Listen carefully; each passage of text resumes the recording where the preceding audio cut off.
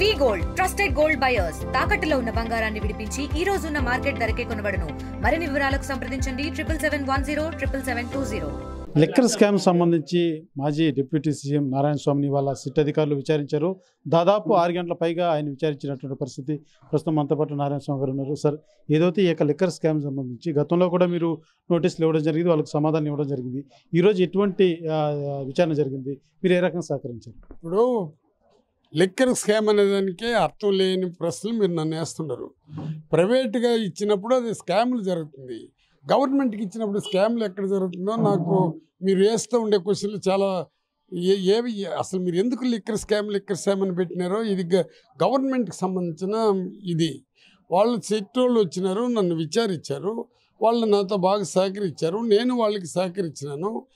దీన్ని మీడియా మీకు తెలుసు కదా, ఎల్లో మీడియా ఏ విధంగా ప్రచారం చేశారంటే అదేదో అది అయిపోయింది ఇది అయిపోయిందని తప్పుదోవ పట్టించే కార్యక్రమాలు చేశారు.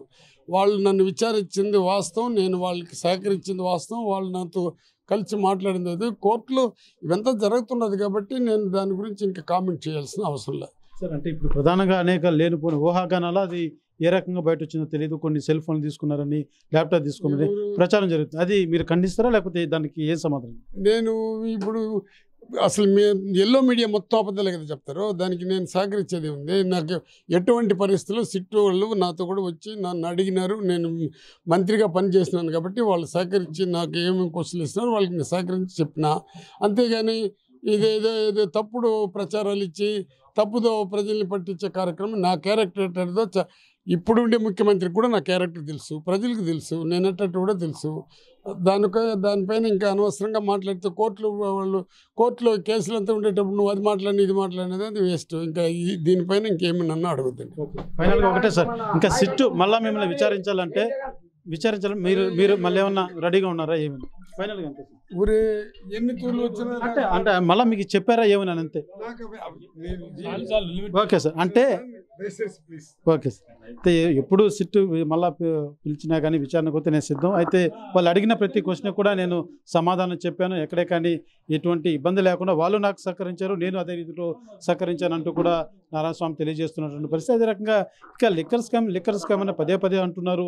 అది గవర్నమెంట్ రన్ చేసినటువంటి వైన్ షాపులు, ఇది ఎలా స్కామ్ అవుతుందంటూ కూడా నారాయణ స్వామి నిలదీస్తున్నటువంటి పరిస్థితి. అయితే సిట్టు సంబంధించి ఎటువంటిది ఏది నా దగ్గర నుంచి తీసుకోవాలి, కేవలం వాళ్ళు వివరాలను అడిగారు, ఆ వివరాలు నేను ఇచ్చానంటూ కూడా నారాయణ స్వామి తెలియజేసినటువంటి పరిస్థితి. అయితే ఈ యొక్క విచారణ ఉదయం 10 గంటల నుంచి సాయంత్రం 5:30 వరకు కూడా ఈ యొక్క విచారణ సాగింది. ఇంత అరెస్ట్ చేస్తారని లేనిపోని ఊహాగాలన్నీ కూడా ఇక్కడ నడిచినటువంటి నేపథ్యంలో కార్యకర్తలు కూడా అధిక సంఖ్యలో ఇక్కడ చేరుకోవడం జరిగింది. అయితే చివరిగా సిట్ అధికారులంతా కూడా విచారణ పూర్తయిన తర్వాత వాళ్ళు వెళ్ళిపోయినటువంటి పరిస్థితి. నారాయణ స్వామి బయట వచ్చి మీడియాతో కూడా మాట్లాడడం జరిగింది. రానున్నటువంటి రోజుల్లో కూడా సిట్ ఎప్పుడు పిలిచినా కూడా నేను సమాధానం చెప్పడానికి సిద్ధంగా ఉన్నానంటూ కూడా నారాయణ స్వామి తెలియజేస్తున్నటువంటి పరిస్థితి. కెమెరా పర్సన్ కోటితో సురేష్, RTV, పుత్తూరు. తెలుగులో న్యూస్ కి ఫాస్టెస్ట్ యాప్ ఇప్పుడు టోటల్లీ న్యూ అవతార్లో జస్ట్ 5 seconds లో కంప్లీట్ న్యూస్. సోషల్ మీడియాలో ట్రెండ్స్ కి one stop solution.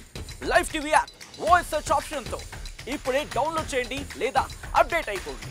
App link description లో ఉంది.